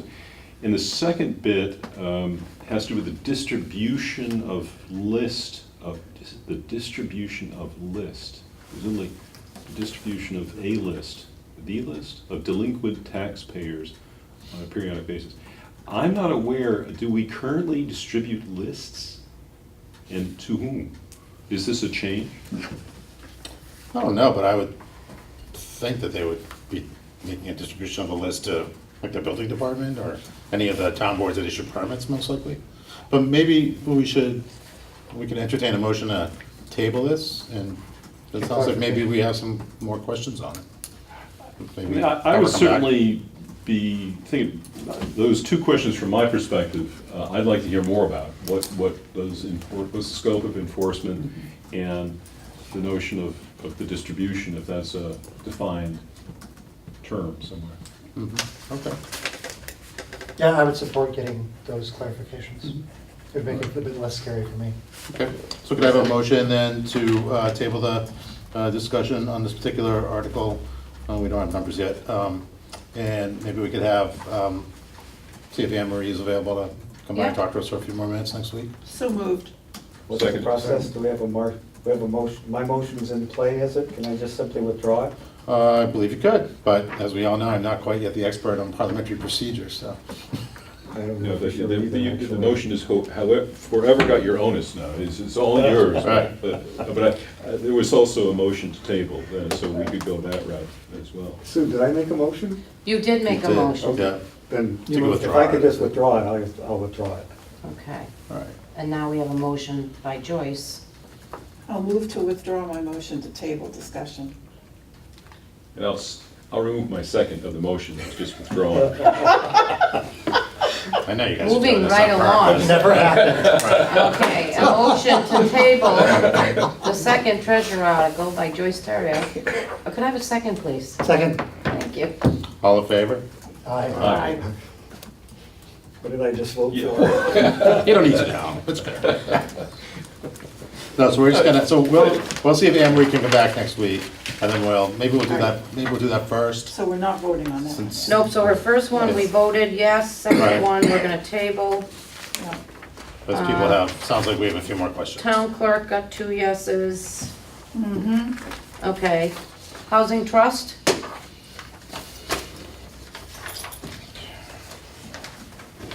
I move to approve. Second? Discussion? Pat looks like he wants to discuss. No, I'm still kind of straddling the fence on this one, but I think I'm prepared to vote. I just think it adds to their ability to acquire property. And that's sort of where I'm coming down. It's an arrow that need not ever be shot, Right. but it is an arrow that might be useful sometime. Yeah, was it Fox Run, the Pulte property? There was that deal, he didn't want to build. He didn't want to build down there, and, the town did make the deal with him. Okay, you gotta put up 4 houses elsewhere. Five. We're gonna give him Five some extra. houses, 5 houses elsewhere. I, for one, was a little irritated with that, but, so be it. Well, This isn't a bad tool. It is discretionary. We've already gone that path in a different way. It does give you options, and it probably is not something that the 50-unit and plus developer is going to utilize. I think I'm probably okay with this. I continue to have reservations about the additional demands on the SPGA and the qualifications to execute. That's my concern, but I don't know if it's, even with that, it might be better having it than not. So, Susan, if there was some type of really complicated deal or transaction that was surfaced, and you have these 7 people, I assume all have different backgrounds and walks of life, then wouldn't it be up to the board? You said you could go to town council, but if the value or the complexity was at that level, was there anything that stops the board from hiring some type of No, consultant we've or actually, anything we've like that? brought consultants in on other situations. Okay. The 40B at the top of the hill that's going on now, they hired me to be the lottery agent as the town representative. And it was my first time out of the gate on a development. I've done many individual homes, but not a 40B. So I went to the trust and said that I felt that it was in my best interest to have a consultant, just to kind of make sure that my Ts were crossed and my Is were dotted. And we absolutely brought somebody in to get me through just to make sure that I was covering everything I needed to cover before I sent it into the state, because it is a very different lottery than I'm used to handling and where my expertise is. So that's absolutely, I think if we had any question or any concerns, rather than have something not be successful, we would bring in. Reach out to Right. somebody that can. And there are, I attend many trainings across Massachusetts. There are people that do very specialized pieces of affordable housing. So I don't have any doubt that we would be able to find someone to help get us through the first negotiation. All right. That's reassuring. That's Good to helpful. know. So we have time, so we don't necessarily have to rush and vote on this tonight. I mean, we certainly can, but if people want more time to ponder it, I think that, it's no problem with waiting. I'm ready to vote. Okay. All right, do we have a motion? We have a couple people who are not here. Well, we've had a couple people who are not here for all previous votes. Yeah, we might never get to vote on anything if that becomes. Very keen observation on my part. Are you unhappy about voting tonight? I guess somehow I don't have the same comfort level I've had with the others, but I think Susan's comment on how the SPGA has a practice of bringing in outside expertise if necessary that was very helpful to hear that. That's why that gets me more comfortable. So, no, I wouldn't hold up the process. Okay. All right, so do we have a motion to approve? Yep, Jim Tomaszewski made that, and it was seconded by you. That's true, right? And then we just went right into our discussion, Right. didn't we? All right, so any further discussion? No? All right, all in favor of approving the article submitted by the Municipal Affordable Housing Trust, say aye. Aye. Any opposed? Abstentions? All right. That's good, so we got through those. We didn't do his planning board one. That's probably pretty fast. Want to just do that before we? Sorry, which is before the we go? planning board one? That is on the middle of page 2, just accepting some of those new streets up, like in the preserve neighborhood. Do we actually have to get some input from the planning board on these? So they typically, Ali, send me a little note that Right. says, Okay. I remember very clearly taking action without that little note and that little note. Yeah, I heard about that, so. I'm glad you mentioned that then. Now, typically, of course, they don't send us that little note until Till the night right before the before. town meeting. so- You're absolutely correct. So, All right, well, maybe wait till, because then we have the Board of Selectmen ones on the last page. Right, But we should wait, because we haven't heard from Jack yet on those, I Right. think, right? That makes Yes, sense. it'd be good. Yeah, yeah. All right. Anything else? Or somebody want to make a I motion move to to adjourn. but Ali, I second Arlie's motion. no, I just had a question. This is to see if the town will authorize selectmen to purchase the property at the North, the final one. Was there there was a meeting last night on that topic? no, so there was a meeting last night, a Board of Selectmen meeting on the housing production plan on Run and Gun. Okay. And then there was a meeting to purchase property at 75 Cleveland Okay, Street. so this is, all right. So, but that was to preserve it and not, a woman started a petition in Right, town. right. But that wasn't about this parcel. Okay. So this Okay. is, you know which home this is, Arlie? It sits right on the street. If you come down Seekonk and you're going left to Walpole and right to Norfolk, it's on your right-hand side. Oh, right, yeah, sure. And it Yeah, sits yeah. right The there. cemetery, it's. Yeah, just a yeah, cemetery. no, I There's know. that historic I actually knew somebody who sign. lived there. That So was- it's Sullivan's Corner, that's what they call it. Yeah. It's currently in foreclosure. Okay. I thought it's a And historic something, isn't and there? it, yeah, some- it's a Used to be a historic grocery store home. years ago. And Huh, okay. I it's see. on the market for, I think the last time I saw it was like 177. If- I So saw what- it for a little bit more, but, yeah. So this is not, I would have, so the Board of Selectmen, well, we should hear from them, I guess. I would have thought this would be one of those candidates for you all. Way too much work. Way too much work. Yep, it was built in the late 1800s, Okay, so it's okay, good. soup to nuts. Okay, gotcha. I don't have any more questions. Thank you. Okay, all right, that was- so, but if we have more questions on that, we can, next week, we can start to check, right? Okay. The two people who didn't attend tonight, are they planning to be here next week, Joe? I'm sorry, Jim? The two people who were short tonight. I know, I'm not sure about Peg, she started a new job and at getting out. And the gentleman, the new board member, I don't believe will be here next week, but will be at the next meeting. But we have 6 people here tonight, right? Jonathan's not here. Jonathan's not here, I didn't hear from Jonathan. I should check my email before I say that, maybe early on when I sent out the dates, he may have responded that he couldn't attend tonight. What's the new member's name again? Brian Beachkovsky, Yep, common spelling. yes. Yep. I'm not sure. You can just email it. Email Sounds it to you curious. tomorrow. That's good. We're good. All right, so, well, I'll just do it. Make a motion to adjourn the meeting? Second. All in favor? Aye. Aye. All right, good night. Thank you. Good, thank you Thank very much. Wow.